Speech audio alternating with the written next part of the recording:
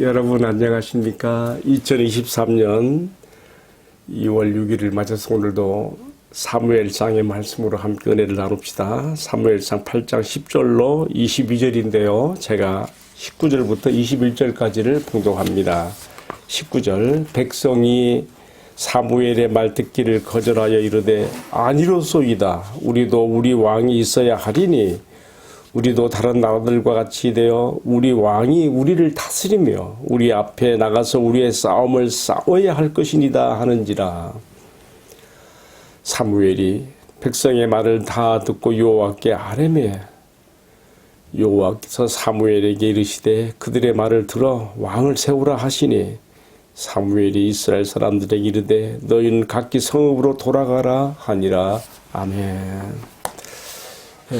봉독한 이 말씀을 가지고요, 너희 왕은 누구냐 하는 제목으로 함께 말씀을 나누겠습니다. 사사시대 400년 말기에 이르러서 당시 사무엘이 이스라엘을 지도하던 그때에 장로들이 모두 사무엘에게 나와서 왕정 제도로 바꿔주기를 요청합니다. 우리 앞선 말씀에서 살펴봤지요. 그렇게 하는 표면적인 이유는 당신은 이미 늙었고 당신의 두 아들은, 당신이 보조 사사로 세운 두 아들은 부패한 그런 행태를 보이고 있으니 우리가 믿을 수 없습니다. 우리도 다른 나라들처럼 왕을 세워주시오. 사무엘이 그래서 이 문제를 가지고 하나님 앞에 기도했지요. 하나님께서 말씀하셨습니다. 네가 늙은 것도 또 네 아이 자녀들이 뭐 부패하다는 것도 그것들은 다 하나의 표면적인 이유가 될 수 있지 모르지만은 그러나 그들이 너에게 이처럼 왕정 제도를 요구하는 그 속 깊은 동기는 속내는 바로 나를 버리는 것이다. 나의 왕됨을 원치 않는 것이다.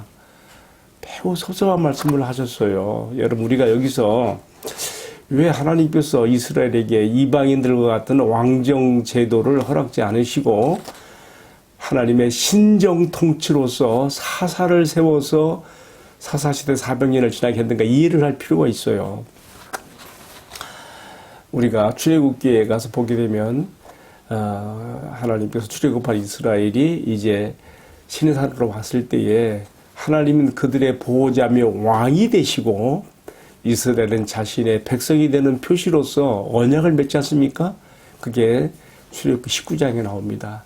그 언약의 서문에 보게 되면 너희가 내 말을 잘 듣고 순종하게 되면 너희는 세계 열방 가운데 내 소유가 될 것이고 너희는 제사장 나라가 될 것이다. 그러니까 하나님께서 특별한 소명과 목적을 위해 이 나라를 세우시며 나는 너희의 왕, 너희는 내 백성, 이런 하나님을 왕으로 모시는 신정 정치의 그런 언약을 세우신 거예요. 그리고 하나님께서 자기 백성을 다스리는 법령으로서, 여러분, 나라는 뭘로 다스려져요? 법으로 다스려지는 거예요. 그래서 하나님께서 자기 백성을 다스리고 통치하는 수단으로서 십계명이 이제 출애굽기 20장에 나오지요. 그리고 21장부터 23장까지는 또 십계명을 근간 헌법으로 해서 거기서 가지치기로 나오는 케이스로 율례들이 또 가르쳐지고요. 그리고 24장에서는 피의 언약을 맺고 이스라엘을 대표하는 70인이 하나님 앞에 올라가서 같이 식사, 언약 이후에 순서로 갖게 되는 식사 교제도 하게 되고요. 그리고 또 중요한 거 있어요. 출애굽기 25장부터 마지막 40장까지는 뭡니까? 성막 지키거든요. 하나님께서 자기 백성 이스라엘 왕이 되셨으니까 자기 백성 가운데 함께하는 표시로 성막을 지켜 하시고 계시군요. 충분히 신정 정치에 이방의 왕들 같은 그런 제도가 아니라 하나님이 자기 백성의 왕이 되셔서 그들을 보호하고 다스리는 충분한 조건을 다 이렇게 만들어 주신 것이죠. 그런데 세월이 흘러가면서 이스라엘의 마음이 변동해 오는 것입니다. 사실 하나님께서 왕이 아니라 사사를 세우신 것은요, 여러분, 왕권을 행사하게 되면요, 막강한 그런 권력 행사로서 백성들을 자기 종을 삼아버리게 돼요. 하나님의 백성인 정말 모든 이스라엘이 다 평등한 자유민으로서 살아야 되는데 그게 아니에요. 왕이 되면, 왕권을 가지게 되면 종을 삼단 말이죠. 그래서 하나님께서 최소한의 권한만 행사하는 사사를 세우시면서, 사사는 왕처럼 이렇게 군림하고 권력 휘두르는 자리가 아니에요. 물론 재판도 하고 여러 가지 합니다만은 최소한의 권한을 행사하는 사사를 세우면서 하나님이 의도하신 이스라엘의 신정 정치의 방식은 뭐였습니까? 지방 분권 제도인 거지요. 중앙 집권 제도로서 왕이 모든 권력을 탁 cir어주는 것이 아니고 12지파 각 지파별로 지방 분권 제도로서의 자율적인 권한을 가지면서 최소한의 권한만 행사하는 사사의 지도를 박제하신 것이죠. 이렇게 함으로써 하나님의 신정 통치가 그 땅에 이루어지기로 바랬던 것이죠. 근데 이제 세월이 흘러가면서 이스라엘이 자기들 주변 국가에, 예를 보면 에돔이나 모압이나 암논이나 바로 또 이쪽 옆에 있는 또 블레셋 이런 도시국가들이 다 왕정 체제거든요. 그러니까 여기서 이제 마음에 이제 신정 체제에 대한 불신이 오는 거예요. 자, 오늘 제가 좀 설명을 길게 했는데요. 8장 이제 19절을 보게 되면요.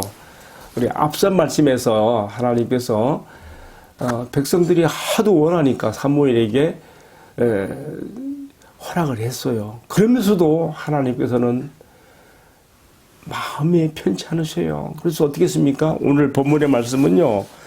8장 10절부터 18절까지는 17절까지는 무슨 내용인가 하면요. 너희가 왕의 제도를 선택했을 때 나타나게 되는 폐단이 얼마나 큰 것인가에 대해서 적어도 7가지 이상으로 쫙 지금 설명을 했어요.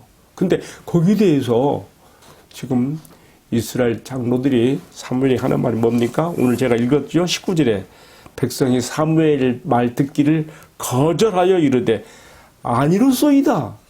지금 하나님의 말씀을 사무엘을 통해서 전달하고 있는데 아니라는 거예요. 자기들의 결론을 미리 딱 틀켜주고 있으면서 그것을 관철하기 위해서 아니라는 거예요. 이쯤 되면 더 할 말이 없는 거예요. 그들이 말합니다. 우리에게도 왕이 있어야 되리니 우리도 다른 나라들 같이 우리의 왕이 우리를 다스리며 우리 앞에 나가서 우리 싸움을 싸워야 될 것입니다. 아주 강력히 추청하죠. 자, 여기서 이제 우리가 오늘 말씀의 묵상으로 들어가면서 조금 더 깊이 있는 묵상으로 들어가 봅니다. 왜 이들이 이렇게 하나님께서 아니라고 하는데도 굳이 왕정 제도를 그들이 요청하는 것일까요? 오늘 저는 그것을 크게 두 가지 생각하는데 한 가지는 뭐냐면요. 11절부터 17절까지 내용을 보게 되면요. 왕정 제도를 실현하게 될 때에 나타날 수 있는 폐단을 7가지 이상 말했거든요. 그 7가지 그 폐단을 우리가 역으로 생각할 때 엿보게 되는 내용이 뭐냐면요. 지금 이 왕정 제도를 요청하는 사람들은요. 보통 사람들이 아니에요. 이거는요. 그 나라의 이스라엘 안에서 기득권 세력이에요. 많은 자식들과 또 많은 종들을 거느리며 포도원과 감남원과 또 여러 가지 초장의 양떼들을 가지. 그래서 혹시 오늘 패단에 그게 나와요. 왕이 세워지면 왕이 너희의 이러한 실과들을 가져 11조를 요구할 것이고 또 너희 양떼를 가져갈 것이고 너희 자녀들 가운데 뽑아가서 그렇게 군조를 만들고 또 그게 뭐 50부장 100부장도 만들 것이고 요리하는 사람 뭐 정원 갖고 온 사람 왕의 농사 짓는 사람 등등 왕이 어차피 이제 상비군을 가져야 되고 행정체계를 가져야 되니까 신하들에게 월급도 줘야 되고 군사들 월급도 줘야 되고 백성들의 것을 이제 거두어 들여서 그 조세이죠. 그것으로서 이제 해야 된단 말이죠. 하나님께서 원하시는 신정체제에서 많이 벗어나는 것이죠. 자, 우리가 지금 뭘 말하고 있습니까? 왜 이스라엘의 지도자들이 사무엘에게 이렇게 강력하게 왕정제도를 요구하는가? 우리 방금 말씀드렸어요. 7가지 폐단에서 엿보는 건 뭐냐. 왕에게 좀 뺏기는 것이 있다 할지라도 왕에게 바치는 것이 있다고 할지라도 우리의 많은 자식들과 우리가 거느린 종들과 우리에게 있는 그러한 초장과 밭, 감남원과 또 버도원과 우리의 밭, 이런 또 양떼 초장, 이런 부동산들이 또 우리의 소유와 물질들이 지켜져야 된다는 것이죠. 이들은 그 나라의 부호 세력들인 것입니다. 그러니까 왕을 세우면 왕이 상징을 가지고 항상 우리의 든든한 담이 되어주며 전쟁에 나설 때도 앞서 나가 싸워주기 때문에 우리의 소유와 우리의 물질과 재산권들이 보호되지 않겠느냐는 이거지요. 바로 여기에 지금 문제가 있는 것입니다. 하나님과 바른 관계가 되어지면 하나님께서 얼마든지 저들을 보호해 주시고 더 풍성케 하실 것인데 이런 것을 믿지 못하는 거예요. 우리도 이방인들처럼 왕제도를 세워서 우리가 보호를 받아야 되겠습니다 하는 것이죠. 다시 말하면 하나님께 대한 불신앙이 여기에 개입이 되어 있는 것입니다. 자, 두 번째 이유는 또 뭘 우리가 생각해 보게 되는가 하면요. 이미 그들의 입을 통해서 나온 말처럼 주변 국가들처럼 눈에 보이는 인간 왕이 우리의 보호자가 되어야 된다는 거예요. 하나님께서 우리의 왕이시며 우리의 보호자라고 하시는데 눈에 보이지 않는 하나님 믿고 의지하기가 너무 막막하다는 거지요. 다시 말하면 말씀을 통하여 자기 백성에게 약속하시고 또 다스리시며 보호하시고 축복하신 이 하나님에 대한 믿음, 신뢰, 이것이 다 약화된 것입니다. 하나님에 대한 불신앙이 여기에 배어 있는 것이죠. 자, 방금 제가 왜 이들이 이렇게 왕정 제도를 요구하는가에 대해서 그들은 그 당시 그 시대에 그 나라의 기득권을 가진 부호 세력들이며 그들의 재물들과 소유들이 지켜져야 되기 때문에 이러한 배경이 그 속에 숨어들어 있다는 것과 또 눈에 보이지 않는 하나님을 의지하기보다는 눈에 보이는 인간 왕을 우리의 보호막으로 삼겠다고 하는 불신앙이 개입되어 있다는 것을 생각해 보게 되는 것입니다. 자, 어떻게 됐습니까? 크게 두 번째 생각하는 것은 그래서 하나님께서 어떻게 합니까?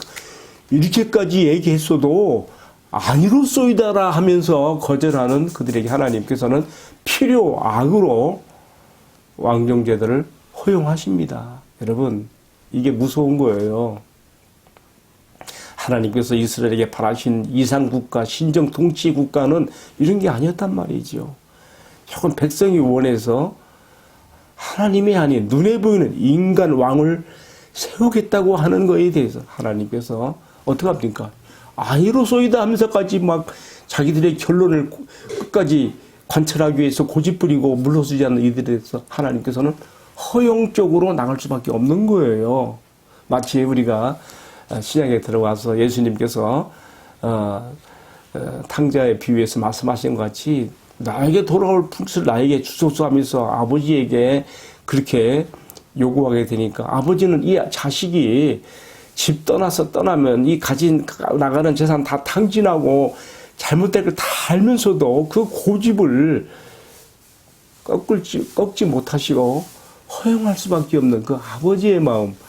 오늘 지금 우리가 이스라엘의 신정 통치를 부정하고 인간 왕을 세워달라고 하는, 그래서 하나님께서 그들에게 필요악으로 허용할 수밖에 없는, 왕정제도를 허용할 수밖에 없는 이 모습을 우리가 보게 됩니다. 그래서 두 번째 생각한 것은 하나님께서 이처럼 막무가내로 고집부리면 허용적으로 필요악을 허용적으로 허락하신다는 거, 우리가 교훈을 받아야 되는 것이죠. 마지막 세 번째는요, 오늘 읽은 말씀 가운데 가장 마음에 참 안타깝게 닿아지는 내용인데, 아니로소이다가 주는 교훈이에요. 완고한 죄악이. 하나님께서는 이렇게 말씀하시는데 아니라는 거예요. 하나님이 들렸다는 거예요. 자신들의 견해와 생각이 옳다는 것이죠. 아니로소이다라고 말하는 그 완고한 죄악이 주는 교훈이 있습니다. 여러분, 하나님께서 이렇게 사무엘을 통해서 왕정제도가 가져오는 폐단을 7가지 이상으로 말하지만 아니로소이다라고 반대하면서 자기들의 의견을 고집하는 그들의 그 주장에 대해서 하나님은 허용하시면서도 이스라엘의 장차 왕국 역사에 나타나는 어두운 그림자를 우리가 보게 되는 것이지요. 사실 신명기 10장에 보게 되면 그래서 하나님께서 이런 때가 올 것을 알고 미리 왕의 규례가 어떻게 돼야 되는가에 대해서 가르쳐 주셨어요. 비록 백성들이 너무나 원해서 왕을 세우긴 세우겠지만은 그러나 그 왕이 정말 하나님의 통치를 매개하는 신정국가의 그 특징을 정말 잘 살려서 하나님의 통치를 매개하는 그런 왕들이 될 수 있도록 하나님이 바라시는 건 하나 뭐냐면은 왕은 항상 자신의 보좌 우편에 하나님의 율법서를 말씀의 두루마리를 놓고 항상 그 말씀을 보고 하나님의 그 통치의 정신을 실현하는 왕으로서 살기를 바라는 그런 뜻도 거기에 담겨 있죠. 어쨌든 그렇지만 이제 사사시대가 이렇게 저물어 가면서 왕정시대로 들어가는 이야기가 사무엘상 8장에서 이제 이렇게 나타났고요. 내일 이어지는 말씀에서는 이제 실제로 초대왕 사울이 등장하는 이야기로 들어가고 있습니다. 자, 여러분 오늘 말씀을 마치면서 정말 마음에 새길 교훈이 있습니다. 뭐냐?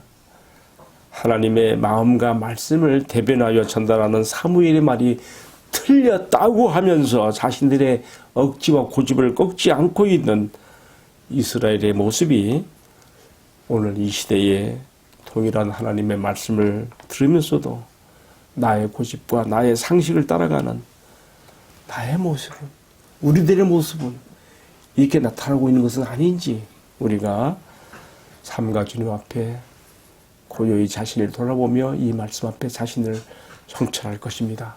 함께 기도하십시다. 사랑하시는 주님, 주님께서 이렇게 말씀하시면 그것은 그렇게 옳고 우리가 따라야 할 것들입니다.